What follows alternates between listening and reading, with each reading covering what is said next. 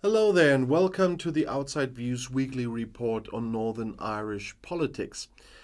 The Department of Justice is seeking citizens' views on a new 3-year strategy to tackle modern slavery and human trafficking. The strategy will focus on prevention, protecting victims, and pursuing offenders, and has been developed in collaboration with the Organized Crime Task Force Modern Slavery and Human Trafficking Subgroup. That's a non-governmental organization, engagement group, and other agencies that are involved. The Department of Justice Permanent Secretary Richard Pangley said about this, "Modern slavery and human trafficking takes many forms and guises. It cuts across all sections of society and has a potential impact on everyone. It is important that the public and interested organizations have the opportunity to shape how we progress the proposed new 3-year strategy. The strategy will enable society to better identify modern slavery and human trafficking and to work to eradicating it." Modern slavery is an umbrella term often used to describe offenses of human trafficking and of slavery, servitude, and forced or compulsory labor.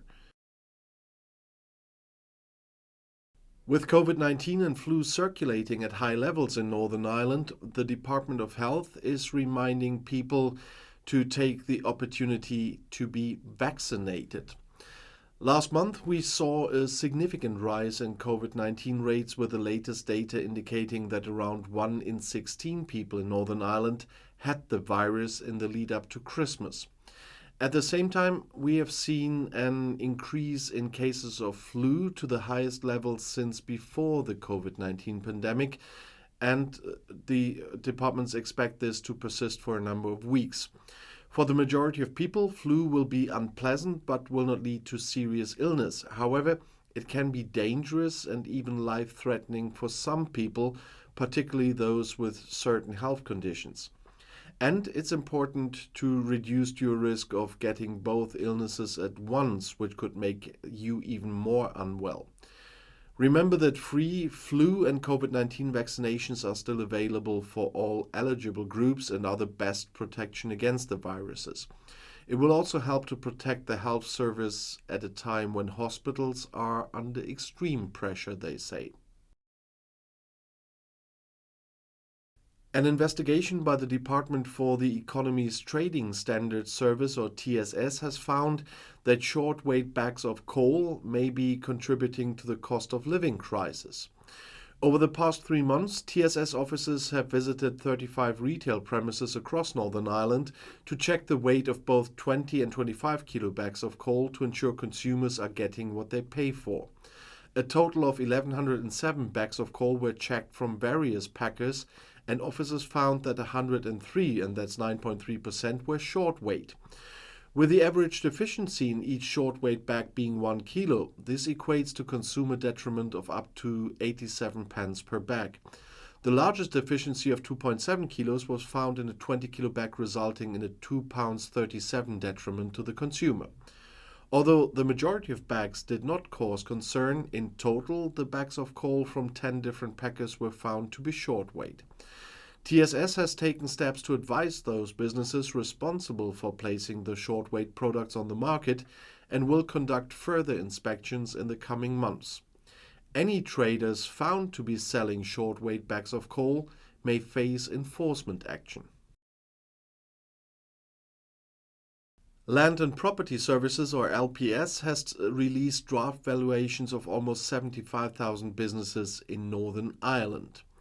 Known as Reveal 2023, this revaluation process will result in a non-domestic valuation list being used to calculate business rate bills from April 2023. Business rates are charged on most non-domestic premises, including shops, offices, warehouses, factories, hotels, and pubs, as well as utilities such as gas, water, electricity, and wind farms. This revaluation has been delivered only 3 years since the last valuation list was published in March 2020. This is the shortest time between revaluations over-delivered in any UK jurisdiction, and in a response to calls by business ratepayers there for more frequent revaluations.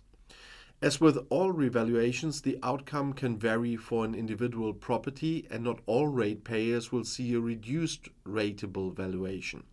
Some sectors and locations have experienced above average growth. 64% of properties will see no change or their rateable value decreasing under Reveal 2023. This compares with 60% under Reveal 2020. Around 75% of non-domestic properties there are entitled to some form of rate relief, such as small business rates relief, industrial derating, or sport and recreation relief. In all but a very small number of cases, these reliefs are not affected by the revaluation. The outcomes of the revaluations will be very interesting to see. The report on the independent review of Invest Northern Ireland has been published now. The review was undertaken by an independent panel at the instigation of Gordon Lyons MLA, former Minister for the Economy. The objective of the independent review is to provide an independent assessment of Invest Northern Ireland's efficiency and effectiveness, and, looking forward, its capacity to strategically align with and operationally deliver the 10 times economic vision. The independent panel collected evidence from a wide range of key stakeholders and also commissioned external technical expertise to assess the effectiveness of Invest Northern Ireland. The key findings of the review panel include that Northern Ireland needs an economic development agency, and Invest Northern Ireland is best placed to continue to take forward this work. Profound change is needed that requires reform and repurposing, and the agency is having limited impact on productivity. And there is considerable room for improvement in leadership, in structure, operation, control, and public accountability of the agency. Stronger governance and oversight is required from DFE, and better strategic and policy direction needs to be provided. Strengthening public understanding of Invest Northern Ireland work and how it uses public monies is crucial. And the agency needs to be a better partner, particularly in the sub-regional context. The department acknowledges that the review presents challenges for DFE and is determined to act quickly on these. The department will now immediately work with Invest Northern Ireland to develop an action plan to address the review recommendations. Immediate decisive action is needed to address the profound challenges at Invest Northern Ireland outlined in the Reviews Panel report to achieve the step change set out in the department's 10x economy vision. A first step will be that the department will urgently meet with Board of Invest Northern Ireland to discuss the report in detail.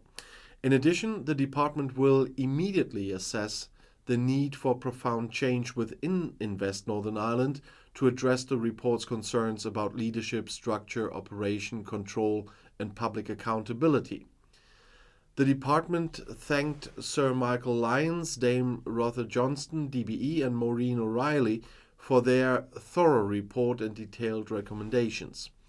The department was also grateful to the many stakeholders who contributed to the work of the review.